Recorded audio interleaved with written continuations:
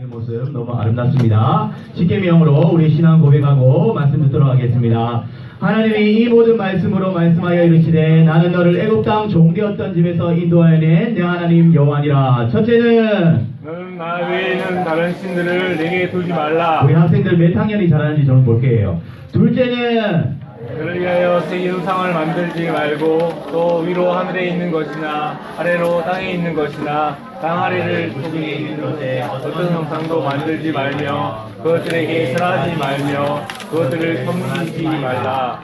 셋째는 너는 내 하나님 여호와의 이름을 망령되게 부르지 말라. 넷째는 안식일을 기억하여 거룩하게 지키라. 다섯째는 내 부모를 존경하라. 여섯째는 살인하지 말라. 일곱째는 가난하지 말라. 여덟째는 불국질하지 말라. 아홉째는 내 이웃에 대하여 거짓 증거하지 말라. 열째는 내 이웃의 집을 탐하지 말라. 아멘. 이 말씀대로 되기를 간절히 원합니다. 우리 다 같이 소요리 문답 이제 다시 107문 다 지나서 1문으로 다시 돌아왔어요.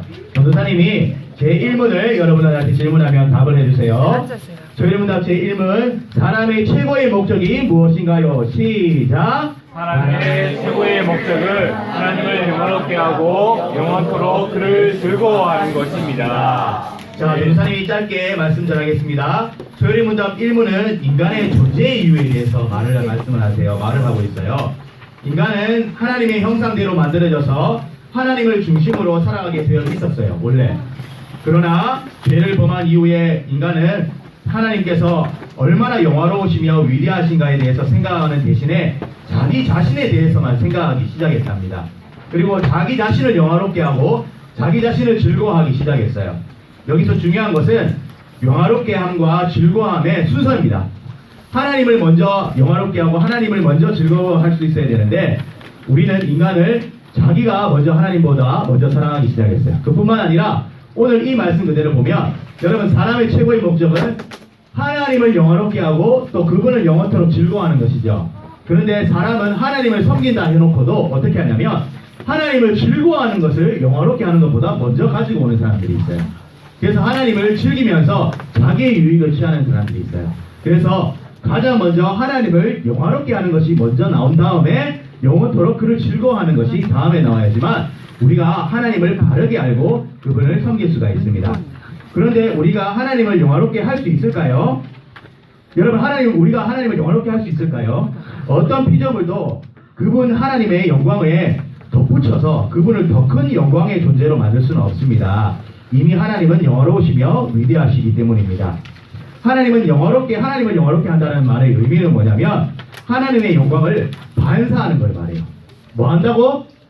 하나님의 영광을 반사하는. 하나님은 빛이시기 때문에 하나님의 빛이 우리를 쫙 비추면 우리는 거울처럼 깨끗해져서 하나님의 빛을 다시 반사해서 하나님께 드리는 게 반사해서 다시 또 올려드리는 게 그게 바로 하나님께 영광을 올려드리는 거예요. 그러면 하나님의 무엇을 비춰서 우리가 반사를 할까요? 하나님은 보이시지 않기 때문에 하나님은 하나님의 그 성품, 거룩하시고 사랑이 충만하신 그 성품을 우리가 그대로 받아서 다시 세상에게 반사할 때 하나님의 영광이 드러나는 거예요. 온 세상 사람들이 우리의 거룩함과 그리고 우리의 사랑을 보고 하나님 살아계심을 발견하게 되는 역사가 일어나는 것입니다. 이 말씀들 꼭 기억하시길 바랍니다. 그러면 하나님의 말씀 같이 보겠습니다. 우리 창세기 14장 같이 한번 보겠습니다. 창세기 14장 17절에서 24절까지 말씀입니다.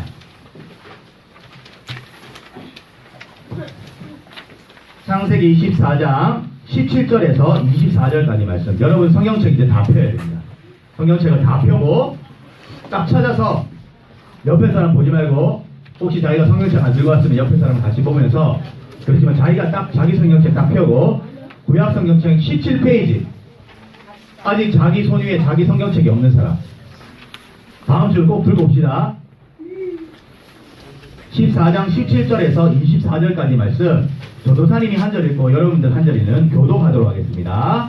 전도사님 읽겠습니다. 14장 17절 아브라함이 그도라오메가 그와 함께한 왕들을 쳐부수고 돌아올 때 소돔 왕이 사회의 골짜기 곧 왕의 골짜기로 나와 그를 영접하고 살렘 왕 멜기세덱이 떡과 포도주를 가지고 나왔으니 그는 지극히 높으신 하나님의 제사장이었더라. 그가 아브라함에게 축복하여 이르되 천지의 주지이시오 지극히 높으신 하나님이여 아브라함에게 복을 주옵소서. 너희 대적을 내 손에 붙이신 지극히 높으신 하나님을 찬송할지로다 하매 아브라함이 그 얻은 것에서 10분의 1을 멜기세덱에게 주었더라. 소돔왕이 아브라함에게 이르되 사람은 내게 보내고 물품은 내가 가지라. 아브라함이 소돔당에게 이르되 천지의 주제이시오 지극히 높으신 하나님 여호와께 내가 손을 들어 맹세하노니 내 말이 내가 아브라함으로 치부하게 하였다 할까 하여 내게 속한 것은 실 한 오락이나 들매끈 한 가닥도 내가 가지지 아니하리라. 다 같이 읽겠습니다. 시작. 오직 젊은이들이 먹는 것과 나와 동행한 아넬과 에스볼과 마므레의 분깃을 제하시니 그들이 그 분깃을 가질 것이니라. 아멘. 오늘은 전도사님이 여러분들에게 아브라함의 신앙 고백이라는 제목으로 말씀 전하도록 하겠습니다. 자, 아브라함이 오늘 이야기는 무슨 내용이냐면 이렇게 되는 거예요. 아브라함이 살았을 때 중동에 전쟁이 일어났어요. 중동에 큰 나라가 서로 뭉쳐서 두 패로 나눠져서 전쟁이 벌어졌어요. 그런데 그 전쟁을 하는 가운데 한쪽 나라가 연맹이 아브라함의 조카, 혹시 아브라함의 조카 이름을 아는 사람? 아브라함의 조카 이름 롯이라는 사람을 포로로 잡아가고 롯의 재산들을 다 훔쳐갔어요. 그것을 누가 듣게 됐냐면 아브라함이 듣게 됐어요. 아브라함의 조카 롯은 누구냐면 아브라함이 자기 자손이 없을 때 자기 조카를 내 자손으로 내가 유업을 넘겨줄 자로 생각하고 너무너무 아끼고 사랑했던 사람이에요. 근데 롯이 잡혀갔다는 소식을 듣자 아브라함이 어떻게 했을까요? 즐거워했을까요? 화가 났을까요? 화가 막 났어요.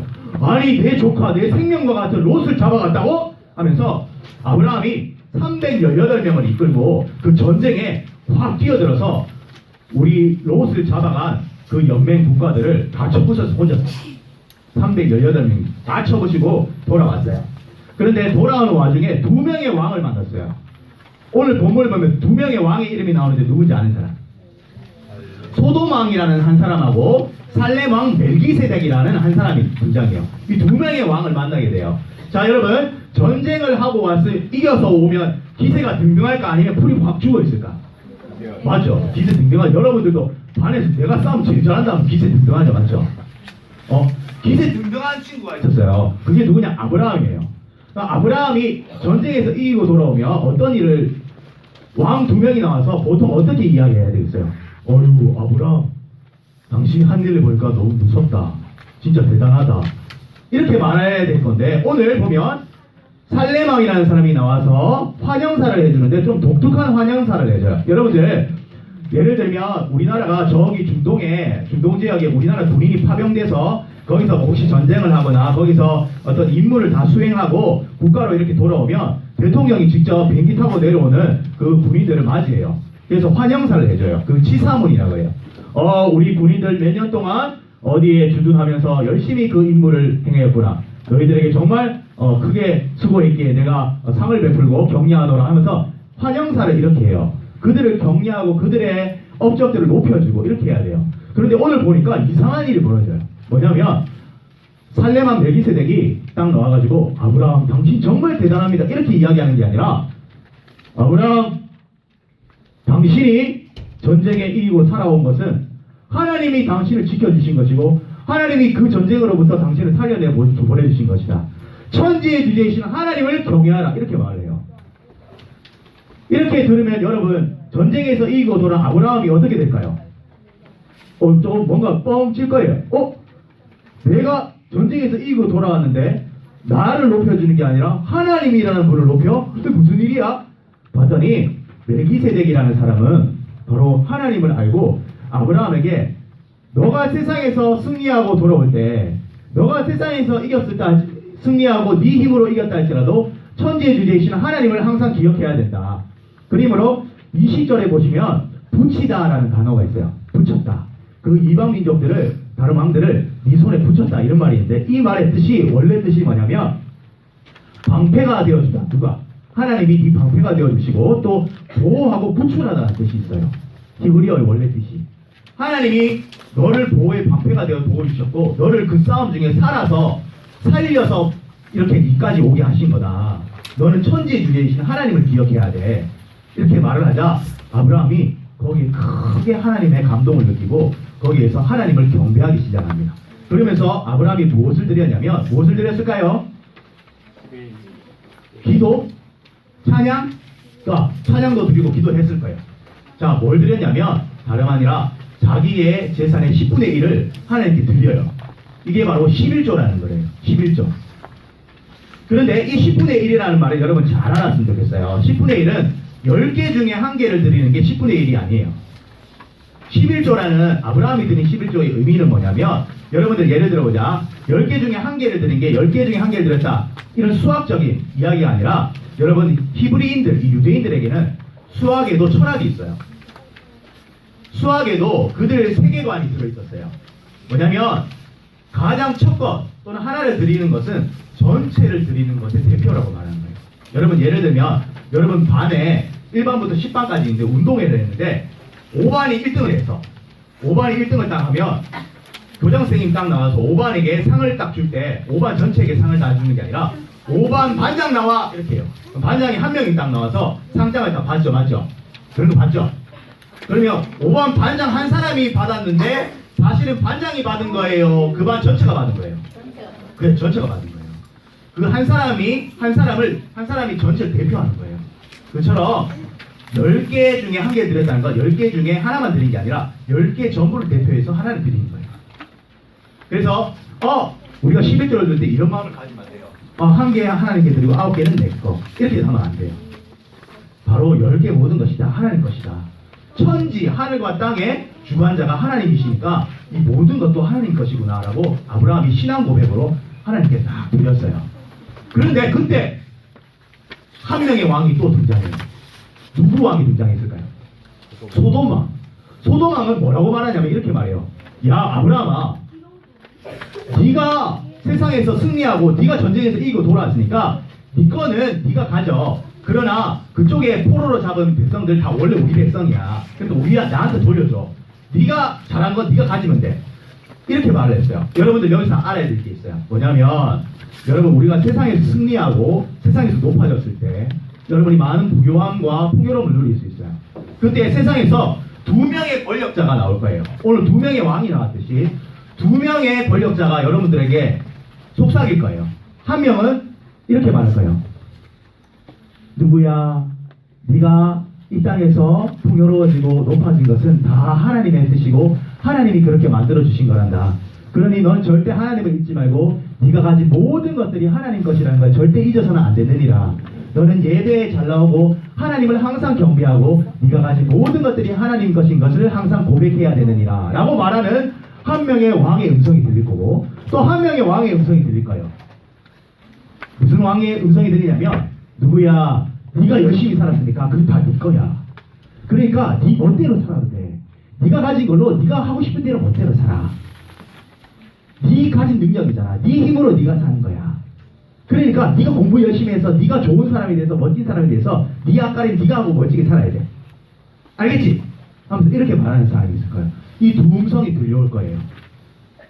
아브라함은 그 가운데서 하나의 음성에 귀를 기울였어요.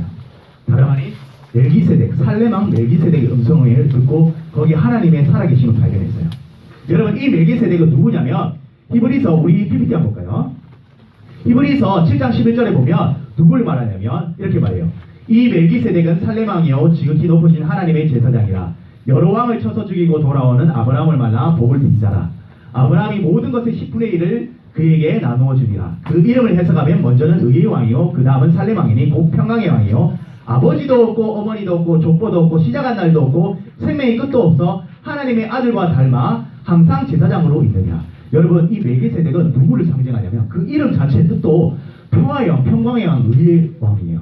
그런데 신약에 오면 이 평강의 왕, 의의 왕이 누구이신지 확실하게 드러나요. 그리고 아버지도 없고 어머니도 없고 족보도 없는 시작한 날도 없고 끝한 날도 없는 영원하신 분이에요. 그 영원하신 분의 실체가 누구냐면 우리 주 예수님을 말하는 거예요.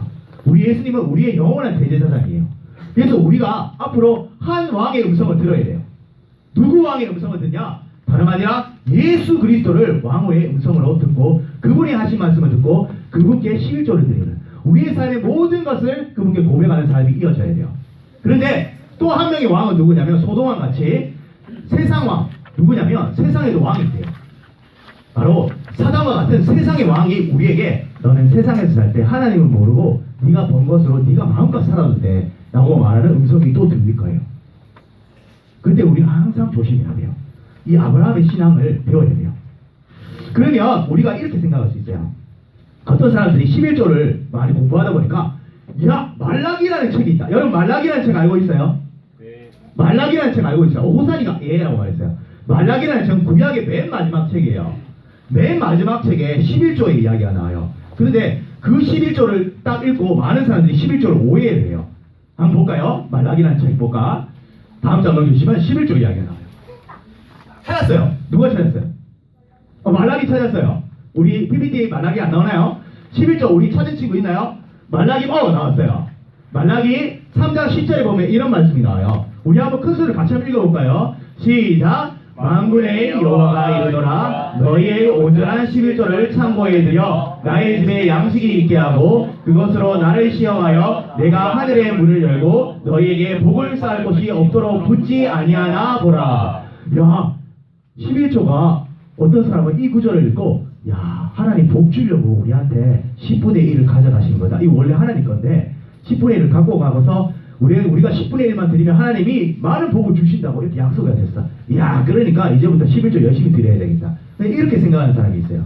또는 혹은 내가 11조를 안 내면 하나님이 항상 노하셔가지고 내가 안 낸 것만큼 빵꾸 낸 거에 대해서 하나님이 다음 달에 내 돈을 다시 도로 가져가신다거나 다른 사고 뭉치를 벌여내서 어떤 일이 벌어져서 그 돈만큼 하나님 또 빼가신다. 이런 내가 생각 갖고 있는 사람이 있어요. 근데 하나님 그런 분이 아니에요. 오늘 말라기에 보면 어떤 이야기가 나오냐면 말라기의 6절부터 12절까지는 무슨 이야기냐면 시작과 끝에 하나님의 언약의 신실성에 대해서 이야기해요. 12절에도 하나님의 언약의 축복과 성취의 이야기가 나오면서 언약의 이야기가 나와요. 그리고는 그 중간에 8절, 9절, 11절에 11조 이야기가 나오면서 언약 가운데 있는 11조 이야기를 하는 거예요. 이게 무슨 말이냐면 쉽게 이야기해 줄게요. 여러분 11조 하면 복을 준다 말은 맞는 것 같지만 여기 오해를 하면 안 돼요. 뭐냐면 전사님 이야기 잘 들으세요. 예를 들면 이 11조는 언약이 가장 기본적인 거라서 기본을 잘하라는 말이라는 거예요. 기본을 잘하라. 뭐냐면 여러분들 이런 친구들 본 적 있어요. 학교 시험만 보면 성적도 빵점 받고 심지어 이런 친구들은 많이 없지만 전사님 실제로 이런 친구도 있어요. 학교도 막 나오는 동 안 나오는 동 하는 친구가 있었어요. 그래서 부모님이 맨날 학교에 들락날락거려요. 부모님이 학교에 학생이 안 오니까 선생님이 전화를 해가지고 어머니 누구야가 학교를 안 옵니다 해가지고 부모님이 학교에 막 찾아와요. 그 부모님들 마음이 어떻겠어요? 마음이 많이 상하시겠죠, 맞죠?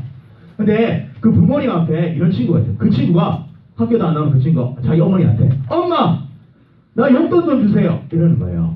어머니한테. 그러니까 그 어머니가 마음이 상하겠어요? 즐겁게 돈을 줄 수 있겠어요? 기쁘게 돈을 줄 수 있겠어요? 없겠어요? 학교도 안 나오고 시험도 막 빵점 받고 안 주겠죠, 맞죠? 마음이 상하겠죠. 그러니까 어머니가 뭐라 말하냐면 얘끼 이놈아 학교나 잘 나가고 시험이나 좀 잘 보고 나한테 돈 달라 그래라. 학교만 잘 나가도 내가 니한테 돈 안 주겠나? 내가 니한테 복 안 주겠나? 이 말이에요. 11조 잘 내면 복 주겠단 말은 11조 잘하면 복 주겠단 말이 아니라 11조라는 기본적인 걸 잘 지키면 내가 복을 안 주겠나? 어머니가 기본적인 거 잘하면 용돈 주시고 밥도 잘해주시고 옷도 입혀주시고 기본적인 거 다 해주고 복도 안 주시겠나? 바로 그 말이에요. 하나님이 내가 너희들이 기본적인 이 언약의 약속을 다 지켜 행하면 너희들에게 복을 내가 주지 않겠느냐? 바로 그 말이에요. 그런데 유대인들이 그렇게 하지도 않았어요. 11조를 안 내니까 어떤 일이 벌어지냐면 그때 당시는 성전 중심 제도였기 때문에 레위인들 제사장들이 돈이 없으니까 성전에서 일을 할 수가 없고 그리고 일을 못하니까 밖에 나가서 자기 벌어먹을 일을 해야 되니까 예배에 집중하지도 않고 말씀 연구도 안 하고 막 이렇게 되는 거예요. 그래서 성전 제도가 점점 무너져가는 거예요. 레위인들 제사장들은 돈만 밝히기 시작하고 이렇게 되는 거예요. 그런 일들이 벌어졌어요. 그래서 말라기 이야기를 들으면 기본적인 언약의 약속을 잘 지켜 행하라는 말씀을 통해서 하나님이 우리를 꾸짖고 계시구나. 이스라엘 백성을 꾸짖고 계시구나. 바로 그 이야기였구나. 그거를 말하는 거예요. 그래서 우리 말라기의 이야기까지 잘 들으면 아브라함의 이야기부터 말라기 이야기까지 딱 들으면 뭘 알 수 있냐면 하나님께 참되게 자신의 신앙 고백으로 전부를 드린 이 아브라함의 신앙 고백은 율법이 있기도 전에 아브라함이 신앙 고백으로 드렸어요. 그런데 모세가 이것을 율법으로 제정을 해서 딱 지켜 내려오는데 많은 사람들이 11조를 점점 드리지 않기 시작했어요. 뭐냐면 참된 신앙 고백을 잊어버리기 시작했어요. 그러면서 성전 제도가 점점 무너져 내려오는 이 이야기가 안타까운 이야기예요. 여러분, 예배는 어떻게 드려야 되냐면 우리의 삶에서 11조를 항상 드릴 수 있어야 돼요. 뭐냐면 우리 삶에 구원자와 입히시고 먹이시는 모든 주권자가 하나님이라는 것을 이 11조로 고백을 하는 거예요. 돈을 드리는 게 아니에요, 여러분. 이때 당시 사람들 11조는 땅의 소산으로 많이 드렸어요. 땅의 소산으로, 땅에서 내는 거로. 심지어 책을 읽어보니까 전생에 알게 됐어요. 땅이 없는 사람은 11조, 땅의 소산으로 11조를 드릴 수 없었어요. 다른 것으로 10개 중에 하나를 드리면서 자신의 신앙 고백을 했어요. 자신의 형편에 따라서 가장 귀한 것을 하나님께 드리는 것. 오늘 우리 찬양 불렀죠? 물질이 없지만 두랩돈을 드리면서도 자기 전부를 드릴 수 있는 사람. 그 사람을 받아주셨고 그 가운데서 예배가 회복되는 것이었어요. 여러분 삶에서도 여러분이 가지고 있는 가장 귀한 것을 한번 하나님께 드릴 때 하나님이 여러분 심령 안에 무엇을 부어주신지 기억했으면 좋겠어요. 여러분이 가장 귀한 것을 여러분에게 드릴 때 그게 손해가 아니라 놀랍게도 우리 심령 가운데 하나님께서 놀라우리만큼 큰 은혜와 복들로 그리고 내 삶에서 하나님이 주인 되심으로 말미암아 오는 안식과 평안을 누릴 수 있다는 걸 여러분 꼭 기억하길 바라며 이 11조의 신앙을 여러분 잘 기억하길 바랍니다. 알겠습니까? 예, 우리 두 손 모아 기도하겠습니다.